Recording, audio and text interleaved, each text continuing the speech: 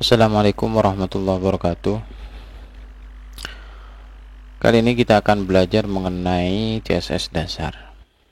Sebelum belajar CSS dasar, teman-teman harus mengerti terlebih dahulu mengenai HTML, HTTP, HTML dasar, dan HTML form.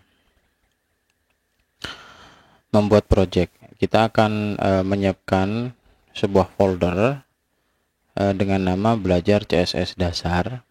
Kita buatkan dulu belajar CSS dasar, lalu install ekstensi live preview dengan URL ini ya. Nanti tinggal dibuka URL ini lalu instalasi di Visual Studio Code masing-masing. Kita coba lakukan drag and drop dulu folder yang sudah kita buat ke file ke Visual Studio Code.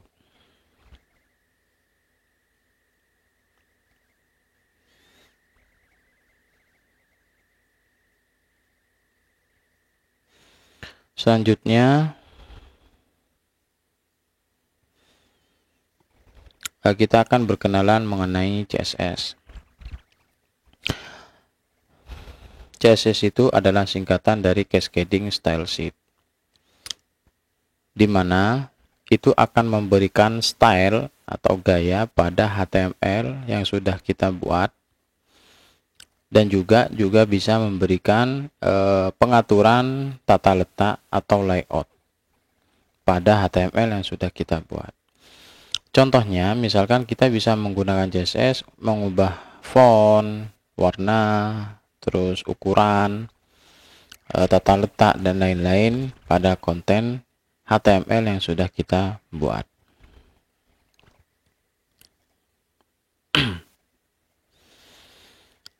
Untuk CSS sintak, di sini sebenarnya CSS itu adalah aturan ya, aturan-aturan dalam membentuk gaya atau style pada HTML. Untuk membuat sintaknya atau aturannya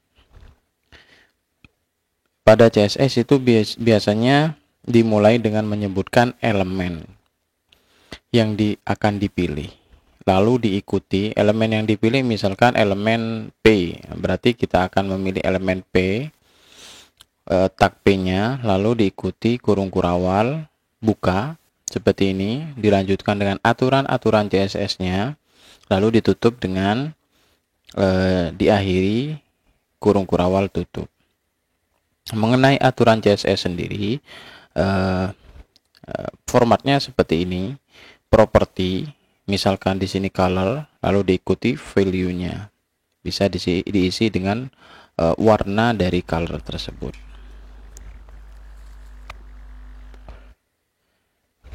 Contohnya seperti ini sintaknya. Misalkan kita akan memberikan styling atau memberikan gaya pada elemen H1, maka kita sebutkan tagnya, lalu dibuka dengan kurung kurawal, lalu di dalamnya berisi aturan-aturan dari stylenya. Misalkan di sini ada property, di sini disebut property color, lalu diikuti value-nya yaitu red, jadi warnanya merah. Juga font size, berarti besaran fontnya atau ukuran fontnya, di sini value-nya 20 pixel. Oke, kita akan coba membuat sebuah file, misalkan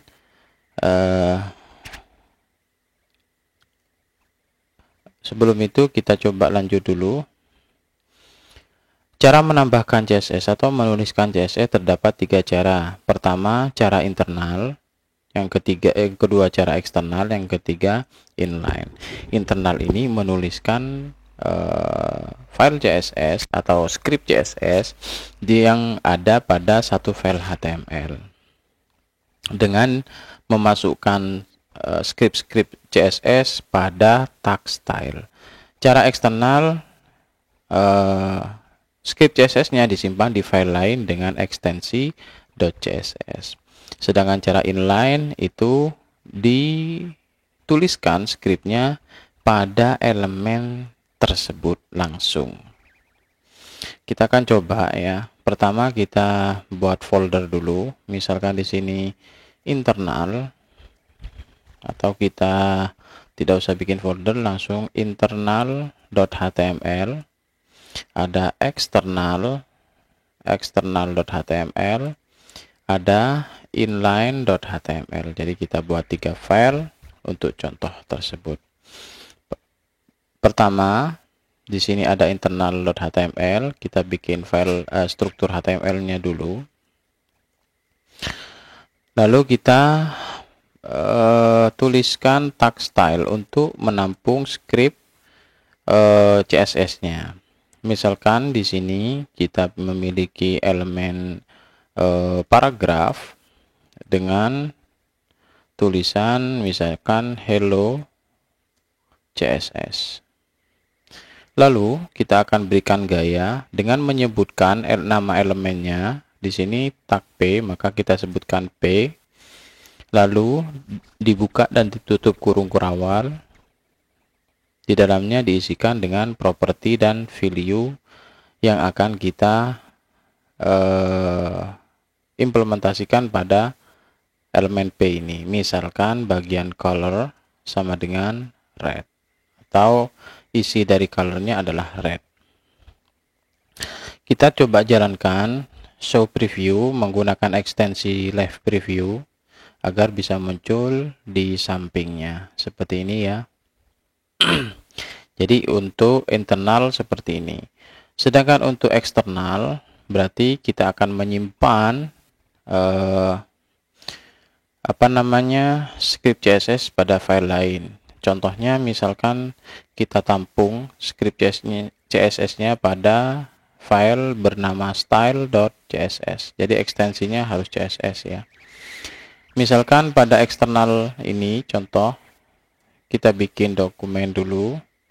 Misalkan di sini contoh eksternal CSS. Jangan lupa kita panggil dulu CSS-nya menggunakan tag link, di mana hrefnya, atributnya realnya harus style sheet ya, di mana hrefnya ini kita arahkan atau kita panggil style.css yang sudah kita buat. Oke. Selanjutnya barulah kita bisa menuliskan elemen di bagian body, misalkan P hello CSS external. Nah, seperti ini. Lalu pada bagian file style kita akan menuliskan P ya, karena yang akan kita layout adalah P, maka kita tuliskan P. Lalu kita ikuti tulis aturan-aturannya, misalkan fontnya Lucida, nah seperti ini. Lalu colornya kita tuliskan misalkan green. Lalu fontnya, ukuran fontnya kita tuliskan 20 pixel. Nah pada bagian ini kita coba jalankan menggunakan live preview. Nah seperti ini kurang lebih hasilnya. Jadi sama-sama bisa berjalan. Sedangkan yang inline kita close lagi. Untuk yang inline kita bikin dokumen baru, contoh inline CSS. Ini sudah pernah kita lakukan sedikit-sedikit pada pembahasan HTML sebelumnya.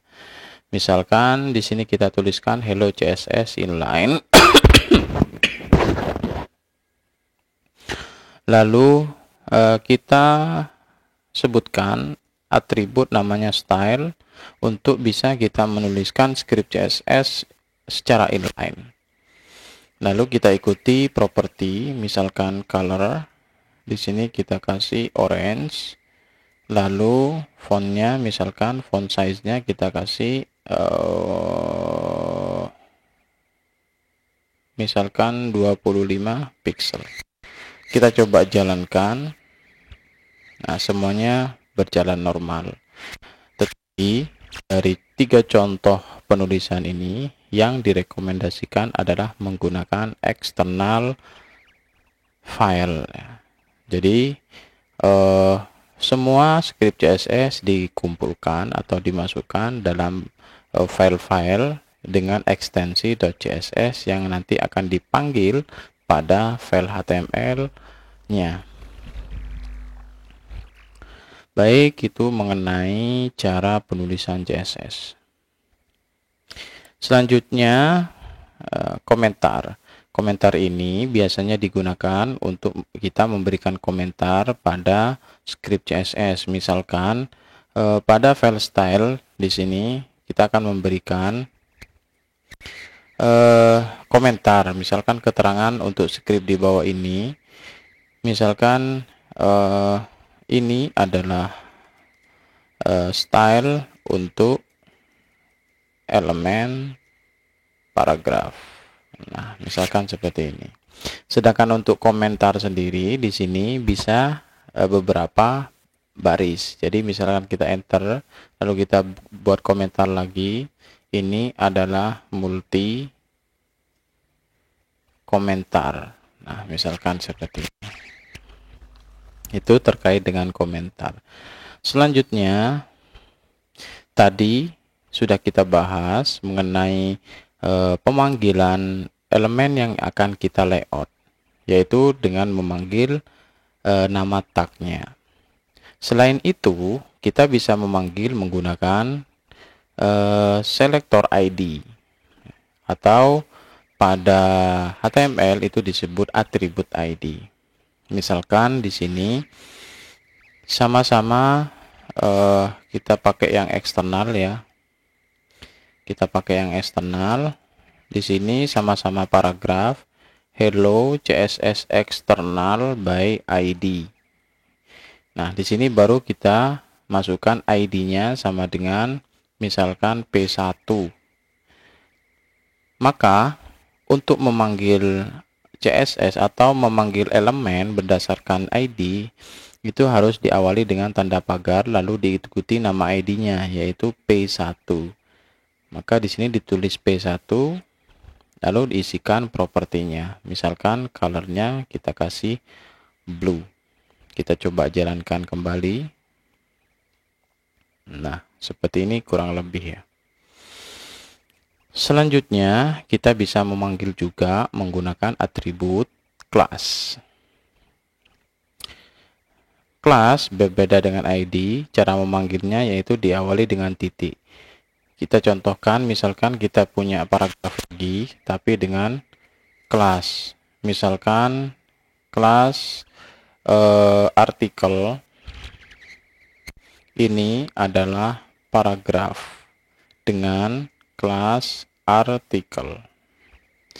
Nah, di sini kita akan memanggil pada file CSS dengan atribut kelas, yaitu diawali dengan titik. Lalu kita sebutkan nama kelasnya, artikel. Lalu kita isikan value-nya, misalkan colornya adalah red. Nah, kurang lebih seperti ini.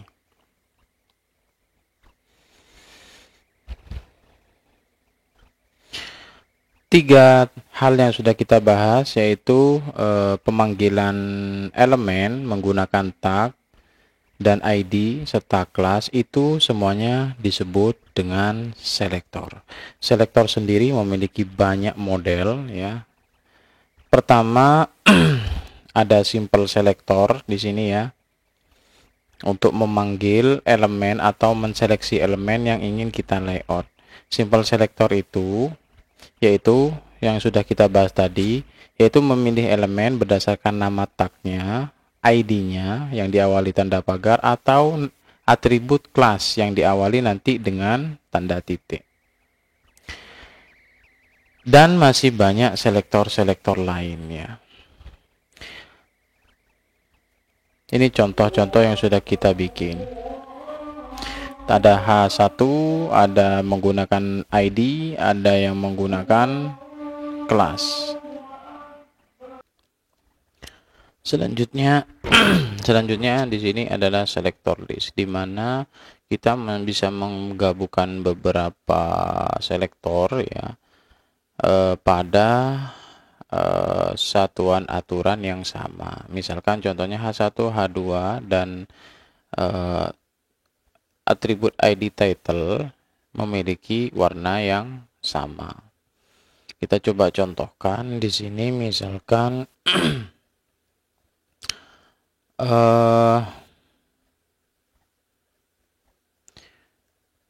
kita akan coba blok pada P1. Kita akan layout P1 dengan artikel sama-sama memiliki style yang sama. Jadi misalkan di sini P1 lalu dot artikel,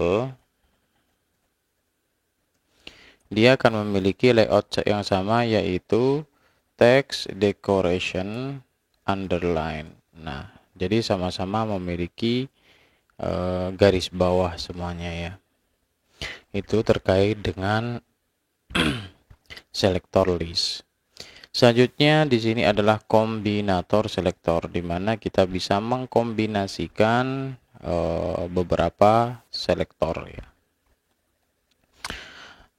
Di sini ada selektor yang dikombinasikan dengan spasi, yaitu descendant selector, child selector, adjacent sibling selector, dan general sibling selector. Descendant selector yaitu contohnya seperti dilihat di samping ini, di mana elemen div yang memiliki, dia akan memilih semua elemen P yang ada di dalam elemen div. Contohnya seperti ini, di mana dia akan memilih semua tag P yang ada di elemen div. Kita akan contohkan, misalkan kita akan bikin folder descendant selector.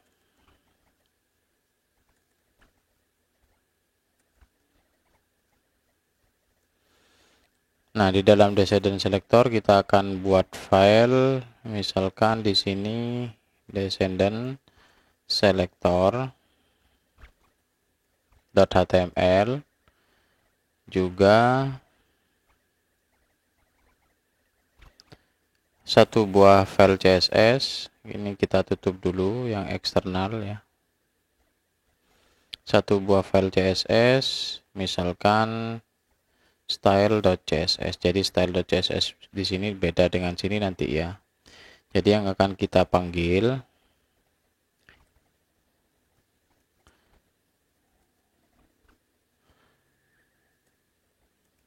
adalah style yang berada pada sejajar dengan ini, bukan yang ada di luar ya. Misalkan ini kita coba running dulu. Nah, di sini kita akan bikin sebuah elemen. Misalkan kita akan bikin div, terus kita akan bikin P paragraf 1, terus kita bikin artikel. Ini kita kasih nama aja, mungkin bukan descendant selector tapi kombinator selector. Nah, seperti ini. Di sini juga kita kasih kombinator selector. Ini kita tutup, lalu kita jalankan ulang. Di sini artikel, kita bikin elemen artikel atau tag artikel. Di dalamnya juga ada paragraf. Di sini paragrafnya paragraf di dalam artikel. Nah, kita akan coba style. Jadi seperti ini ya strukturnya. Lalu kita akan bikin style di sini div, di mana yang memiliki elemen P maka warnanya merah. Nah, seperti ini ya. Jadi semua yang ada div yang memiliki elemen P di dalamnya, maka stylenya akan warnanya merah. Itu mengenai kombinator selektor, khususnya di sini descendant selector.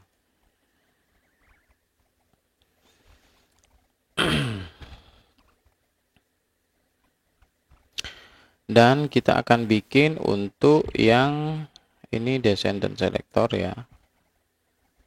Descendant selector. Selanjutnya kita akan bikin untuk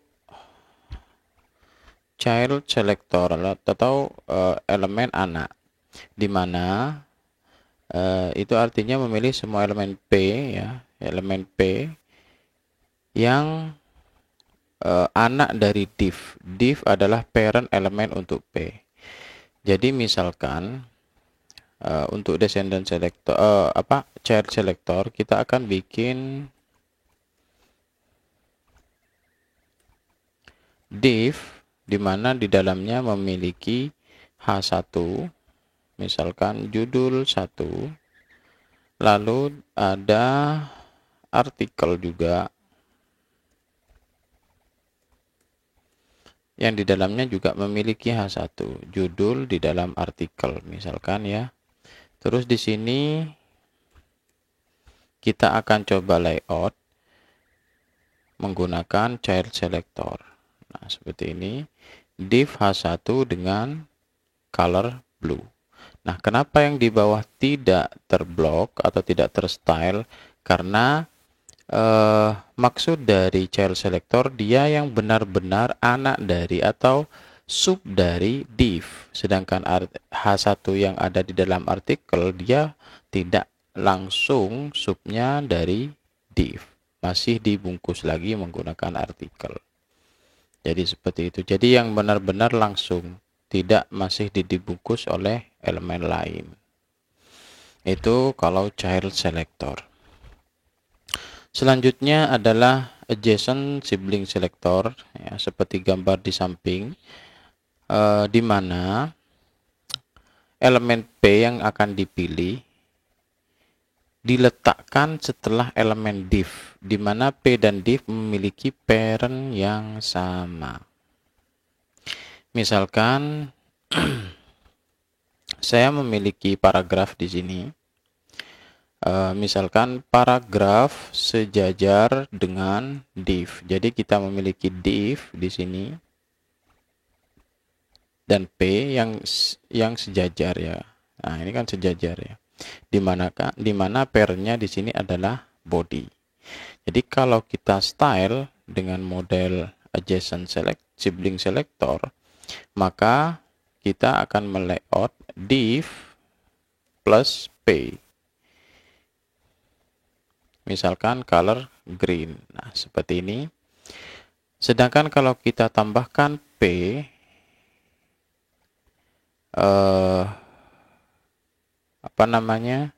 sejajar tapi dengan div, tapi di bawah, di bersebelahan langsung, atau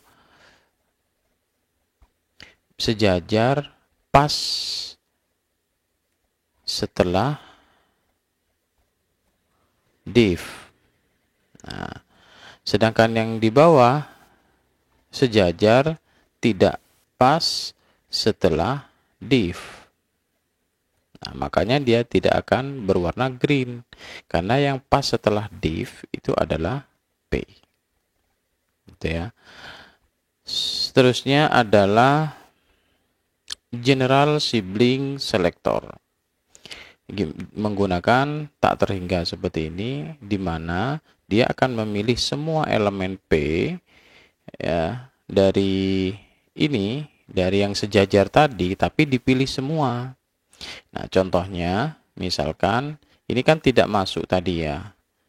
Kalau kita menggunakan general sibling selector, maka div dengan elemen P yang sejajar betul dengan parent yang sama, misalkan kita kasih text decoration underline.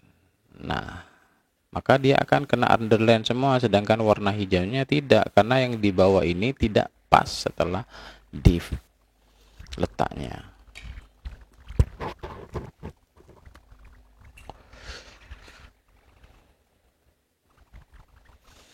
Selanjutnya adalah atribut selektor. Jadi selain kita menggunakan simple selector, yaitu menyebutkan nama elemen tadi ya, menyebutkan nama elemennya, terus ID, terus kelas, dan selector list ya, dikelompokkan.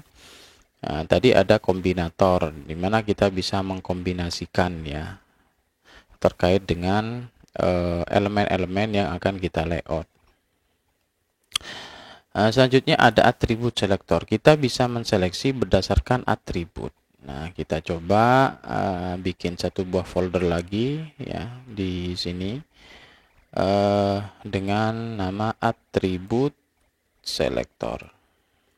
Seperti ini, kita bikin file lagi, atribut selektor, lalu kita bikin style di dalamnya. Di sini kita kasih .html, lalu bikin style.css juga.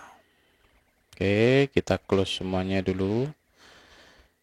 Lalu kita close juga. Kita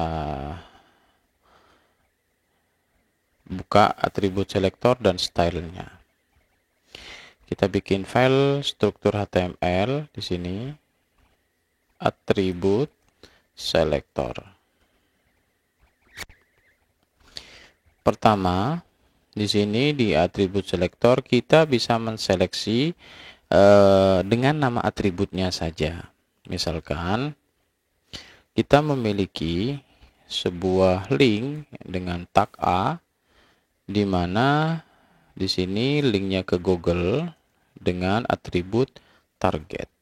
Misalkan di sini kita kasih nama Google. Lalu kita kasih break, misalkan di sini ada A juga dengan facebook.com,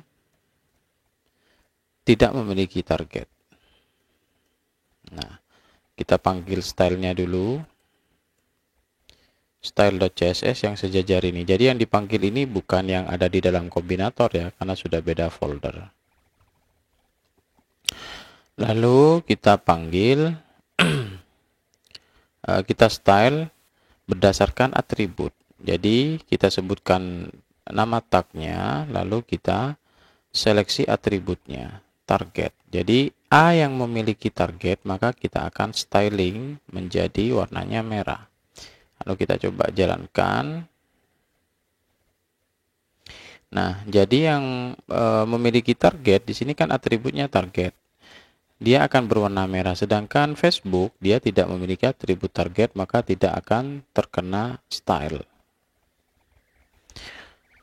Itu terkait dengan atribut selektor. Atribut selektor juga bisa menseleksi berdasarkan atribut dan value-nya. Misalkan di sini saya coba punya lagi A dengan twitter.com. Misalkan di sini kita kasih Twitter. Di sini memiliki target sama dengan blank. Sedangkan kita coba view-nya World Web dulu. Nah, sedangkan yang Google targetnya adalah self. Nah, seperti ini. Lalu kita akan seleksi. Nah, di bagian ini kita akan hanya menseleksi yang memiliki atribut target dengan value blank. Maka yang akan diberikan warna red adalah yang memiliki atribut target dengan value blank. Nah, di sini hasilnya yang berwarna merah itu hanya Twitter, karena Twitter ini memiliki atribut target yang value-nya adalah blank, sedangkan Google hanya memiliki atribut target tapi value-nya adalah self. Itu terkait dengan selektor berdasarkan value. Ada tambahan mengenai selektor by value dengan tambahan yaitu simbol tak terhingga, di mana dia akan memilih semua elemen Jadi contohnya di sini elemen P, dia akan memilih semua elemen P dengan atribut title yang memiliki kata belajar. Kata ya, kata itu berarti harus ada spasinya ya. Misalkan di sini kita memiliki title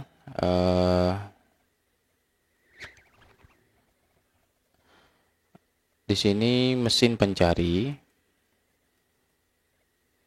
sedangkan di sini title-nya adalah sosial media, dan di sini juga title-nya media sosial. Seperti ini. Jadi kalau kita seleksi berdasarkan atribut dan value dari atribut, tapi ditambahkan simbol tak terhingga, maka yang memiliki kata-kata sosial, bukan target ya, sorry, ini tetap ya sama dengan blank. Terus A yang memiliki atribut title tadi ya, dengan simbol tak terhingga dan sama dengan, lalu ada kata-kata sosial, maka layoutnya misalkan garis bawahnya kita hilangkan, text decoration none. Nah, maka yang Google ini tetap, karena dia tidak memiliki pada atribut title-nya kata-kata sosial. Nah, kata-kata ini maksudnya harus ada spasi di sini. Di situ disebut kata. Beda dengan begini. Nah, kalau dicampur begini, dia tidak akan terdeteksi. Kita contohkan, misalkan buat satu lagi, BR Instagram, nah media sosial, tapi kita tidak kasih spasi seperti ini, maka Instagram ini tidak akan hilang underscore-nya. Di sini kan untuk menghilangkan underscore nih. Nah, sedangkan Twitter karena dia berbasis kata, maka dia akan hilang.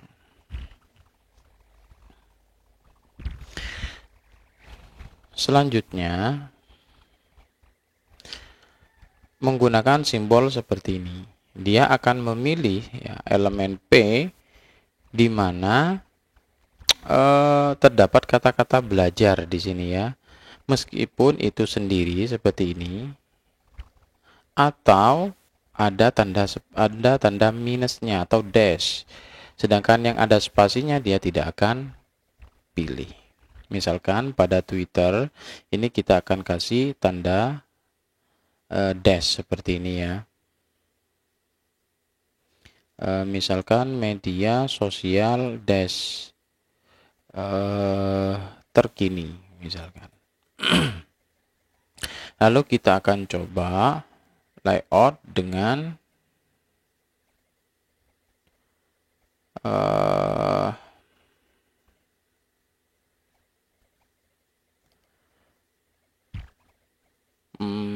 simbol seperti ini.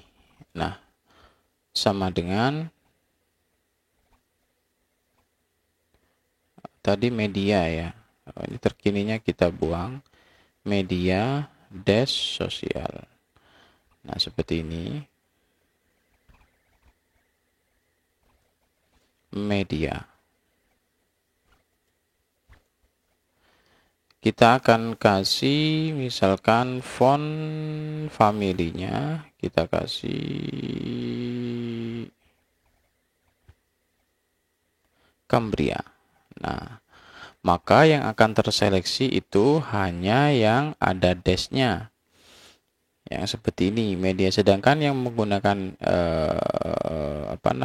yang ada spasinya seperti ini, atau mungkin ini kan media sosial, di sini sosial media ya. Di sini media sosial tapi ada spasinya, dia tidak akan terseleksi. Beda kalau misalkan kita bikin lagi misalkan YouTube itu adalah media saja, nah maka dia akan terseleksi juga fontnya, akan beda nih. Sedangkan di atas beda dengan Instagram dan YouTube fontnya. Jadi media saja atau yang ada dash-nya itu akan terseleksi, sedangkan yang dipisah dengan spasi itu tidak terseleksi jika menggunakan simbol seperti ini. Selanjutnya, menggunakan simbol pangkat seperti ini, itu akan memilih semua elemen P yang memiliki atribut title ya, yang memiliki value belajar dimulai ya, memiliki value yang dimulai dengan kata belajar. Kita coba seleksi A dengan title yang diawali dengan media, atau yang diawali dengan sosial, misalkan ya, sosial, yang benar-benar diawali sosial. Kita akan kasih misalkan background colornya orange misalkan. Kenapa yang terseleksi Facebook? Karena yang hanya diawali sosial itu adalah pada link Facebook, yang lain sosialnya ada di akhir. Makanya yang terblok yang memiliki background hanya bagian link Facebook, sebab dia yang benar-benar diawali oleh kata-kata sosial. Lalu selanjutnya di sini ada simbol dolar. Simbol dolar ini artinya dia akan memilih semua elemen P dengan atribut title yang diakhiri kata-kata belajar. Nah, kalau contoh kasus yang tadi, misalkan kita akan memilih elemen A dengan atribut title yang diakhiri oleh kata-kata media. Kita coba cari media yang kecil, misalkan di sini M-nya ya. Kita ganti menjadi besar. Lalu kita coba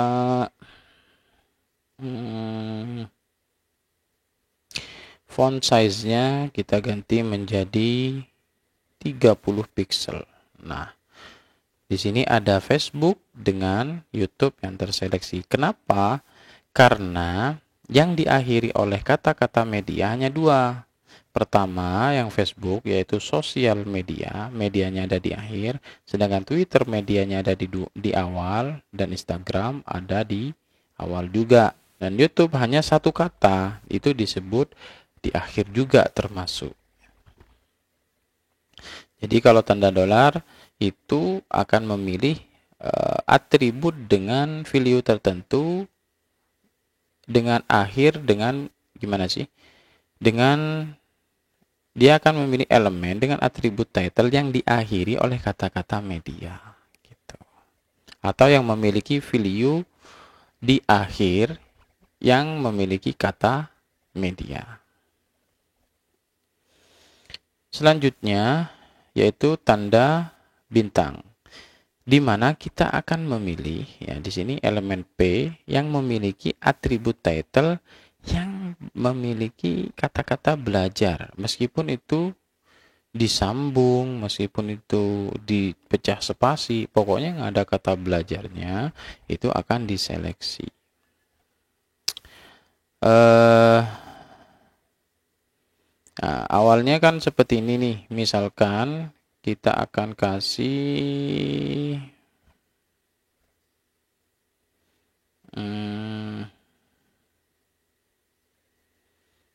warna atau apa ya, yang ada kata-kata medianya. Oke, kita kasih italic ya. Oke, font style italic. Jadi yang ada kata-kata medianya akan tercetak miring. Jadi ini semuanya nih, meskipun dicampur dash, ada di akhir, ada di awal, bebas. Artinya semua dengan kata-kata bintang, meskipun itu disambung, maka akan terseleksi jika kita menggunakan bintang sama dengan.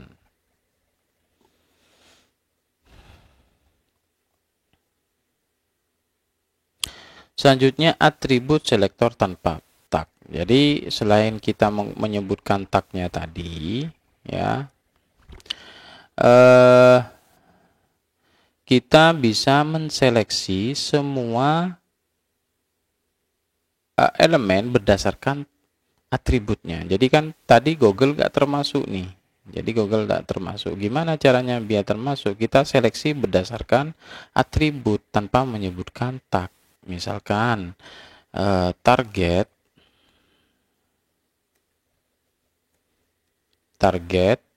nah seperti ini kita akan seleksi.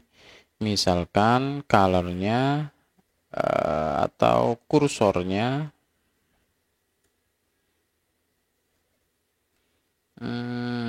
white misalkan ya.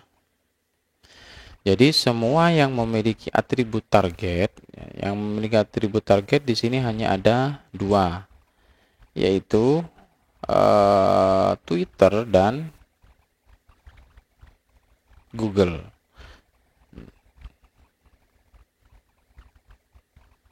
Sorry, di sini kursornya belum berubah ya. Kita coba ganti ke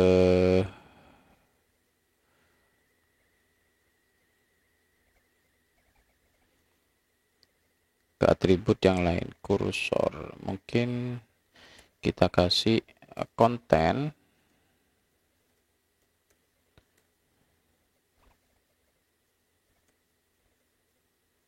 kita kasih tanda love misalkan ya di awalnya.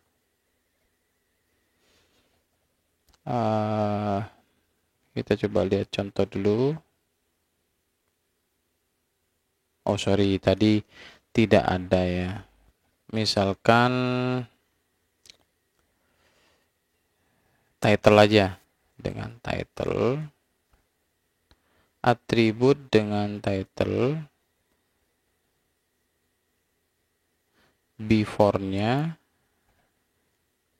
Nah, jadi ini semua akan terseleksi.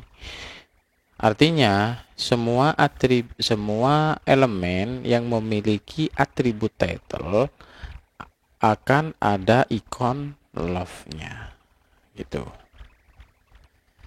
Jadi ini menseleksi tanpa pandang bulu, artinya tidak berdasarkan tag. Kalau ini berdasarkan tag A, sedangkan ini berdasarkan atribut. Pokoknya yang memiliki atribut title akan ada ikon love-nya.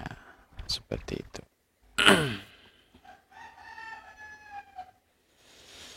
Selanjutnya warna. Jadi warna ini merupakan aturan untuk mengubah warna, biasanya digunakan pada teks. CSS mendukung banyak cara penggunaan warna. Ini bisa teman-teman lihat referensinya di sini. Untuk penggunaan warna, kita bisa menyebutkan nama warnanya langsung. Misalkan merah, red, green, orange, yellow, dan seterusnya. Atau bisa menggunakan hexa, RGB, dan HSL. HSL ini adalah yaitu hue, saturation, dan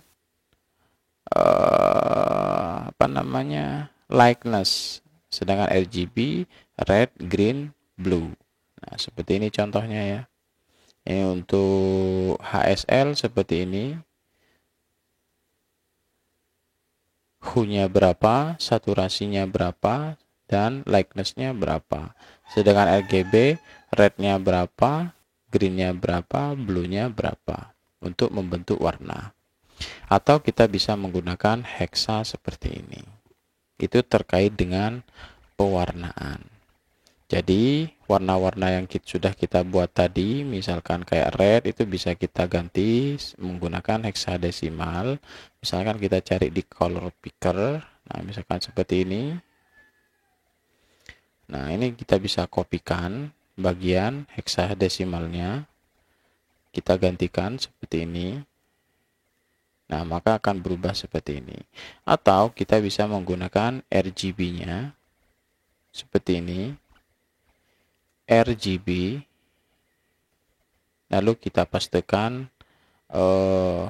warna tadi. Nah, seperti ini. Sama saja. Atau kita bisa menggunakan HSL-nya di sini. Kita kopikan aja. Ini bisa kita pastikan di sini. Kita ganti dulu menggunakan HSL. Lalu kita pastikan seperti ini. Ini diganti. Nah, kurang lebih untuk pewarnaan seperti itu. Jadi kita bisa menggunakan menyebut warnanya langsung, menggunakan hexa, menggunakan RGB, menggunakan HSL.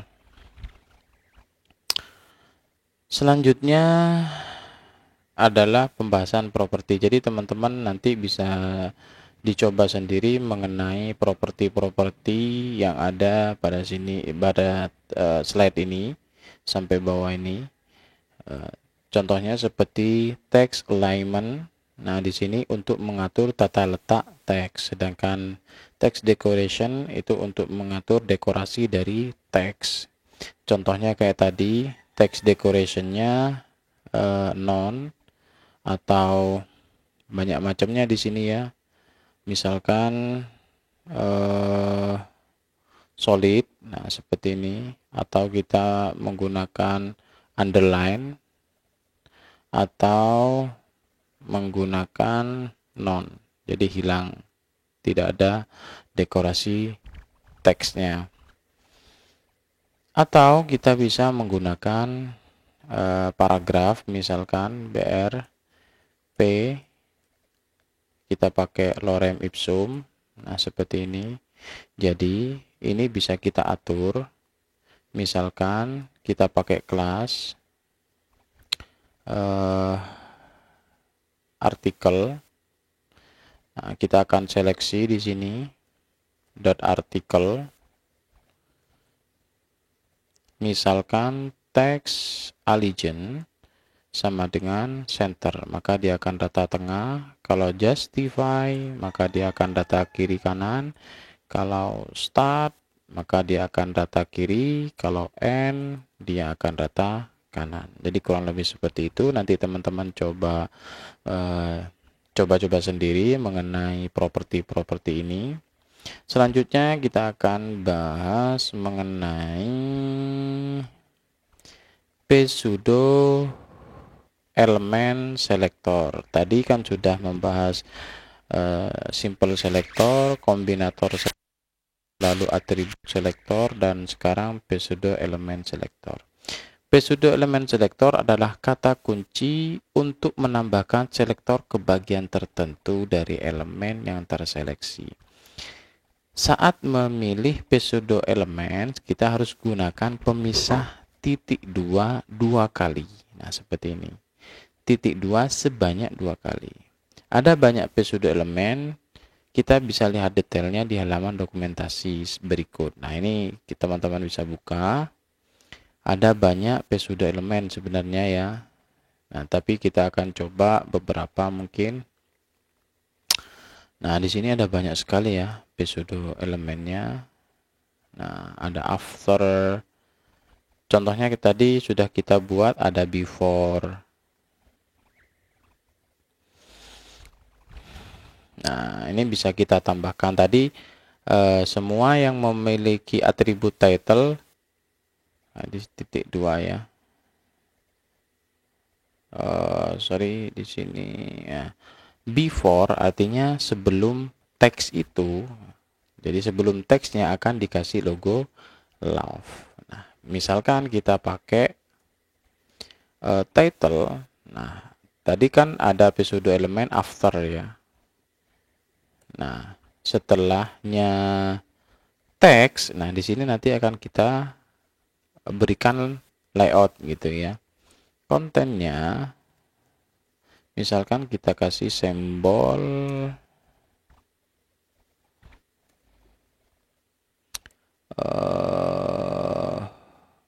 api misalkan ya. Mana api?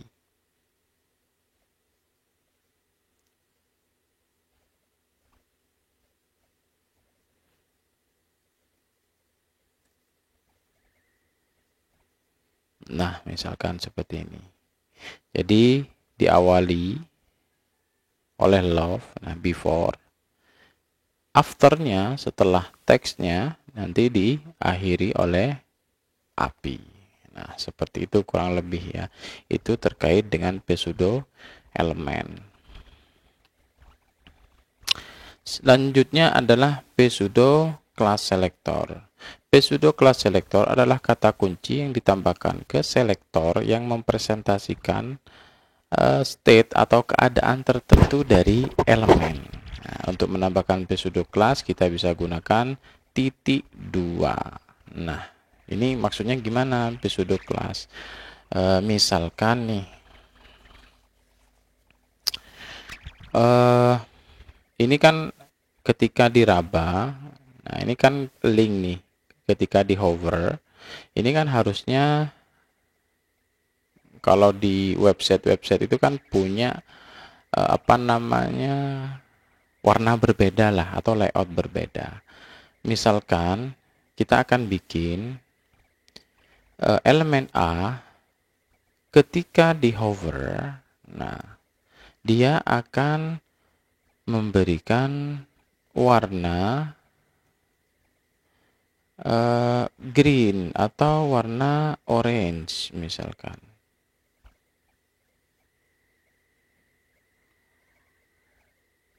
Nah, itu ya. Jadi maksudnya di sini pseudo class. Jadi dia selektor dengan menambahkan sebuah kata kunci yaitu hover, di mana hover ini adalah mempresentasikan atau menandakan keadaan tertentu pada elemen itu. Keadaannya apa? Dia keadaannya sedang di hover gitu. Beda lagi misalkan nih, kita coba klik di sini, kita coba di bagian artikel ya. Jadi di bagian artikel kita back dulu.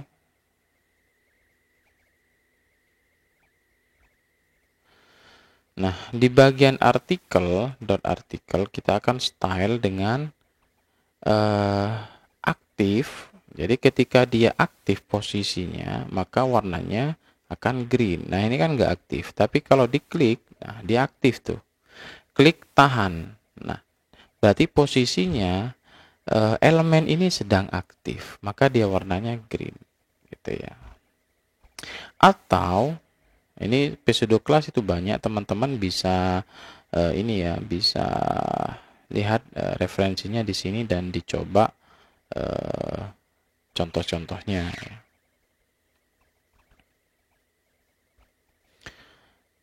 Misalkan artikel fokus. Nah, dia akan kita kasih warna misalkan blue. Jadi ketika ditekan, tahan, dia sedang aktif. Tapi misalkan coba selection aja. Kalau fokus itu biasanya di bagian inputan ya.